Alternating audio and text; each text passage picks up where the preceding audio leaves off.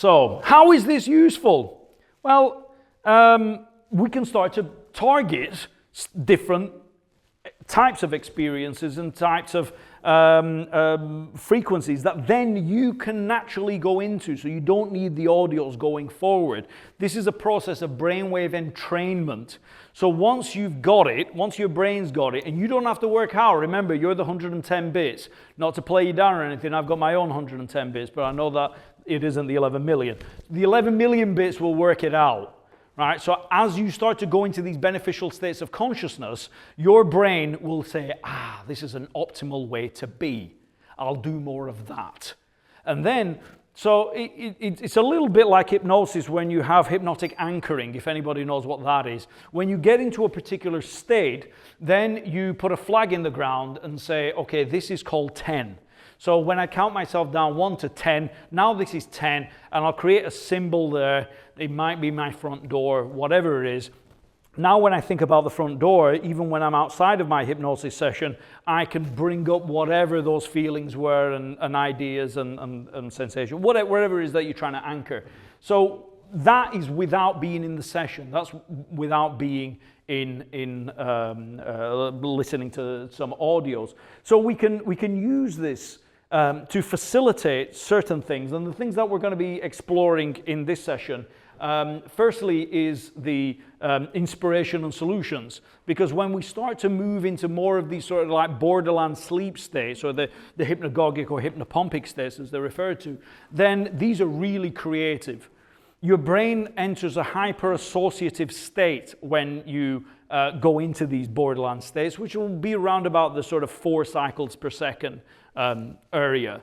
Okay, but if you do that consciously, you can take a question from the waking state, a problem from the waking state, and offer it to that. So it's a bit like going to sleep on a problem. You know, for those of you that know this, yeah, I can see some nods in the crowd. So what happens there? God, this problem's so hard. How do I resolve this? So you go to sleep, and then you'll dream up the solution. You'll wake up in the morning, I've got it, eureka, whatever you exclaim. Does anybody exclaim eureka anymore?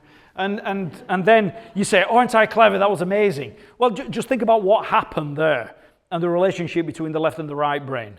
Your left brain was struggling with something and went to sleep. It went into a coma for about 7 or 8 hours, while your right brain took all that information, went, just give it here, and starts to work on it, finds a solution because more of you is working on the problem, and then presents that. And the left brain just comes online and says, oh yeah, aren't I clever, woohoo. So if we can do that consciously, then we actually help to build a better relationship between the left and the right hemispheres as well. One where the left actually serves the right, and that would be the natural order of things. So that's what we're going to start with. Then we'll have something to help you move a little bit, and then we'll play around with expanding the self-concept to make you a bit more aware of that 11 million bits. Okay? The other thing I want to draw your attention to is a very recent study, I think it was only published last month, which was this idea of the out-of-body experience being like a psychedelic trip without any of the side effects or you know. And I don't want to knock psychedelics. I know lots of people here will have had them, and we talk about them in the conference and whatever else. But at the Monroe Institute, we say, your brain does that. Any psychedelic stimulates your brain. Your brain's doing it, not the psychedelic, right? So if we can do it in a way that's non-invasive, then that's great. Now, as a psychotherapist, and I work in a very transpersonal way as well, I'm an integrative psychotherapist, I have worked with people who've taken psychedelics and in retreats by so-called shamans, and then the materials come up that's been difficult for them to process, and they've been told, yeah, you need to do some shadow work. On the plane, off you go, right? And then they're like, how do I do that? Right? So the integration element is missing there. And you know, thankfully, with all these studies that are going around globally now on psychedelics, and I mean, there were things that Stan Grof was doing back in the day anyway, then, you know, people realize, oh yeah, you've got to support somebody through that whole journey, before, during, and after, so that they integrate it into their lives in some way. What we found is that by using the audios like we do, it's a slower process. It doesn't kick open the door and say, here's all your fears that you need to work on or whatever. But that kind of material will come up in a very gentle way over time. And so it makes it a lot easier to integrate these experiences once you've had them. So that's why I prefer this route personally. And we can do a lot of it with the sound, and especially pinpointing with the latest technologies that we have. And this study kind of confirms that. So this, by Wheeler and colleagues, OBEs can enhance pro-social behavior and empathy through the process of, and this is the mechanism they propose, the process of ego dissolution, which follows the intrinsic feeling of disembodiment experiences in OBEs.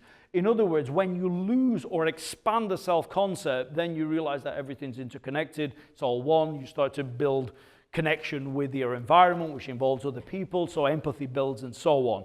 The same sorts of things that people would have on psychedelic trips, but without the psychedelic. And this is a graphic that's taken from their study. So you have the disembodied self, so the experience of floating out of the body, for instance, or just being elsewhere, the ego dissolution and the oneness experience, and then that kind of feeds into the empathy and a new narrative of the self and so on. This little graphic here is what Bob came up with as the phasing model of consciousness. So here you are in C1 consciousness, physical matter reality, channel 1. Okay, so channel 1 is where you think you are right now, and as you move into that 46.9% of the time where you're daydreaming, then you move out of phase with physical reality, right? You're starting to move into somewhere else. You're changing the channel. Now, you might not be conscious within that daydream, and therefore you're somewhere else. You might be driving along and thinking about what you're going to have for dinner or whatever. Right? If you're conscious within a daydream, you actually end up in a state called reverie, which is like a waking lucid dream, and some people can have them incredibly present. And we can keep turning the dial using the frequency patterns that we have. So Bob Monroe mapped these as what are called focus levels. So each station essentially is a focus level. And he wanted to move away from esoteric terms and so on. So there's a state of mind, awake, body asleep, which he called focus 10. And that's kind of like the base. So 10, focus 10 is that mind, awake, body asleep. You can allow your body image to move into the background and your mind is free to wander. So we're going to be playing with focus 10, that idea. And who's heard of remote viewing? Okay. So remote viewing, you're very much embodied, you're very much in your body, and at the same time you're able to gather information at a distance about a target, right? So it's along this phasing model. It doesn't neatly fit into the outer body experience because you're not feeling any sort of separation, and yet you're tapping into the field of awareness that is the 11 million bits plus, tapping into information flow. Now, different systems have different terms for that, Akashic records, collective unconscious, etc., etc. But that's what's possible, and yet you're sitting there drawing something or writing something or talking out loud.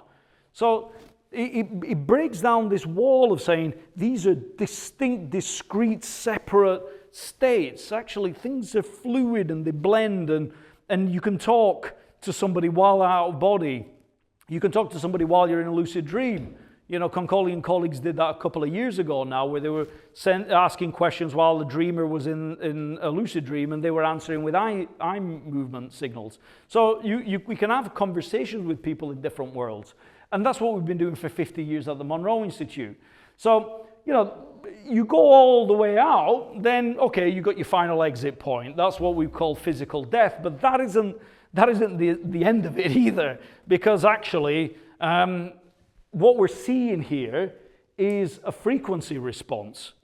So what we consider to be physical reality isn't physical and then you have a non-physical that comes out of that.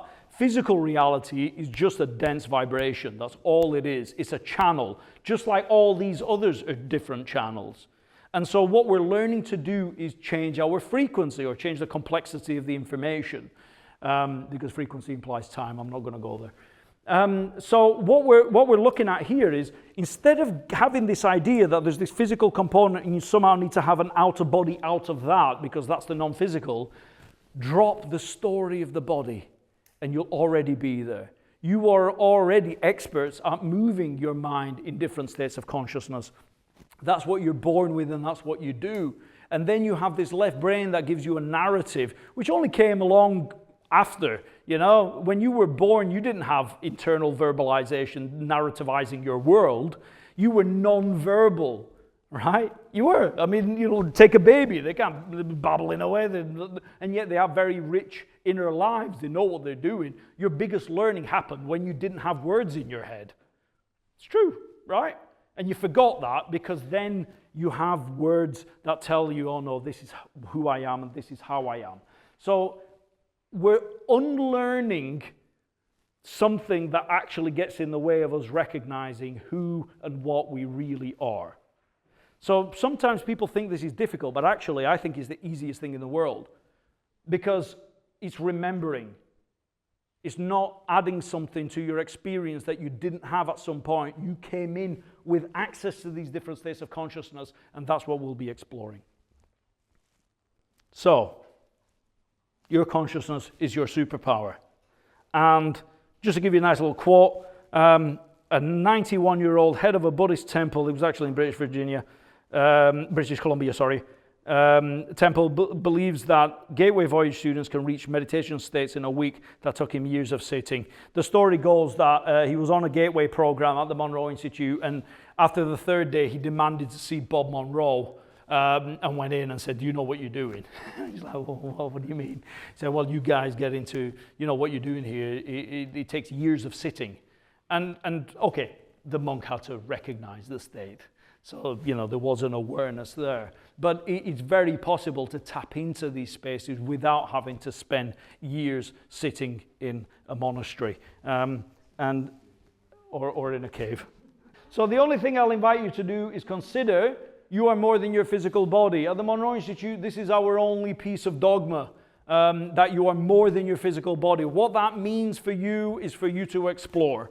Okay, we welcome people from all backgrounds, all beliefs, and so on. But one of our key components is that you consider that you're more than your physical senses and put things to the test. You know, turn beliefs into knowns in some way and even challenge those. Nothing should be beyond that.